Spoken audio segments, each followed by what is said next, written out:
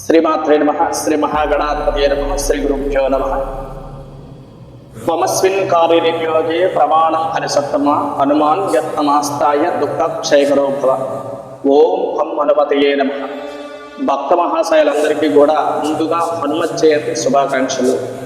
శ్రీ శ్రీ శ్రీ బాలా త్రిపురసుందరి కాలభైరవ పీఠంలో ఈ మే 12న మంగళవారం నాడు విశేషమైన హనుమత్ జయంతి వేడుకలు జరుగుతున్నాయి. మీరందరూ కూడా ఆ హనుమత్ జయంతి వేడుకలో పాల్గొని స్వామివారి యొక్క కృపకి పాత్రలవ్వండి. ముఖ్యంగా స్వామివారికి ఉదయం 5 గంటకే ప్రాతకాలంలోనే స్వామివారికి విశేషమైన క్షీరాభిషేకములు, పంచామృత అభిషేకములు, పళ్ళ రసాలతో స్వామివారికి విశేషమైన అర్చన ఆరాధన కూడా జరుగుతుంది. స్వామివారి అభిషేకం అర్చన ఆరాధనలో పాల్గొని సింధూరం అందరూ కూడా ధారణ చేసుకోండి. తదనంతరము స్వామివారికి ఉదయం 9 గంటల నుంచి మధ్యాహ్నం 12 గంటల వరకు సామూహికంగా హనుమాన్ చాలీసా పారాయణం మన పీఠంలో చేయబడుతుంది. కిందటి సంవత్సరం కూడా అమృత సంవత్సరం కూడా చేశాం. చాలా శక్తివంతంగా చేసుకున్న ఎక్కువ సంఖ్యలో ఈ సంవత్సరం కూడా మీరందరూ కూడా వచ్చి హనుమాన్ చాలీసా పారాయణంలో పాల్గొనండి.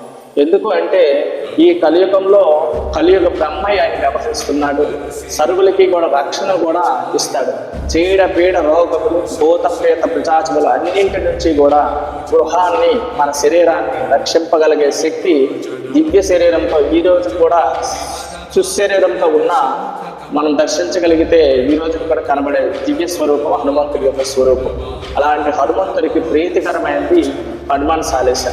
తులసీదాస్ వారు స్వామివారిని పరిపూర్ణంగా దర్శించి ఆయన యొక్క శక్తిని, ఔన్నిత్యాన్ని అనుభవించి రాసిన ఏకైక స్తోత్ర పారాయణది ఈ హనుమాన్ చాలీసా పారాయణం. కాబట్టి ఈ హనుమంతుడి యొక్క కృప పరిపూర్ణంగా కావాలంటే మనందరం కూడా సామూహికంగా ఒక దగ్గర చేరి పారాయణం చేయడం వల్ల విశేషమైన ఫలితం వస్తుంది. కాబట్టి మీరందరూ కూడా ఈ ఉదయం జరుగుతున్న ప్రాతకాలంలో అభిషేకము, ఆ అభిషేకం అనంతరం అర్చన తర్వాత సామూహికంగా జరుగుతున్న పారాయణానికి మీరందరూ కూడా వచ్చి స్వామివారి కృపకి పాత్రలు అవ్వాల్సిందిగా కోరుకుంటున్నా. మీరందరూ కూడా స్వామివారి యొక్క ఆశీస్సులు పొందుతారని పరిపూర్ణంగా తెలియపరుస్తున్నాం. సర్వేజన సుఖనో భవంతు.